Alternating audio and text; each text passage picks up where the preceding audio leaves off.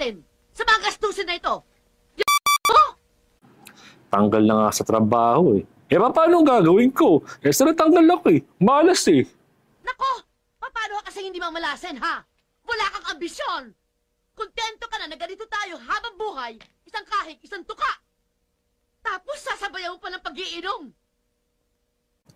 Paminsan-minsan lang naman ito eh. Kahit na Pagkalak. ang isang katulad mo na tinanggal sa trabaho at kakarampot lamang ang sweldo, walang karapatan ni minsan, kahit na minsan, ang mag-iinom!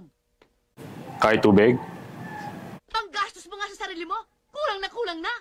Iinom ka pa ng iinom! Nakita mo, yung mga anak mo, lahat dyan! Nakita mo? Gumaya sa'yo! Walang kaambi-ambisyon!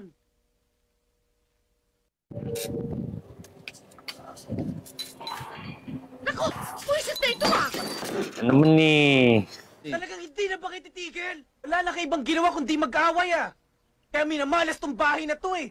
Aba? Nagsalita magaling? Oo, talagang magaling ako dahil kailanman hindi ako gagaya sa inyo. Walang nangyari sa mga buhay nyo. At ikaw, sa palagay mo ba, maaayos mo buhay mo? Ha? Ha? Gumagaya ka sa tatay mo na ang hilig musika. Musika ang gusto ipalamon sa kanyang pamilya. O ngayon, nasaan ang musika, ha? Nasaan? Ginagaya mo ang tatay mo na walang pakinabang. Yan ba ang gusto mong mangyari sa buhay mo, ha? Net? Sumagot ka! Musika? Musika ang gusto mo ipalamon? Sa pamilya mo? Pusang kinalbo! Nagapatuloy ako! Hindi magagaya sa akin yung anak ko dahil walang asawang katulad mo! Kaya hindi natuloy yung pangarap ko eh. Dahil kinontra mo eh. Pinamili mo ako.